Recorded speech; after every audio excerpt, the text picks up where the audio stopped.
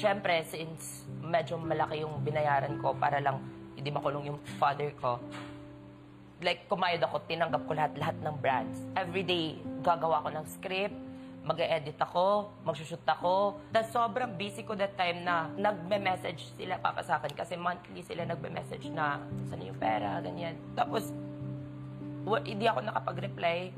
Doon ko unang natanggap yung unang message ng papa ko sa akin na grabe ka magpasarap dyan sa buhay mo dyan. Kaya mong makita yung parents mo na naghihirap. Pero sige lang, gusto ko malaman mo na mabubuhay ka kasi wala ka. Sobrang sakit sa akin kasi ginawa ko doon para sa kanila. Hindi ako humihingi ng mga bagay sa kanila. Ako yung bigay ng bigay.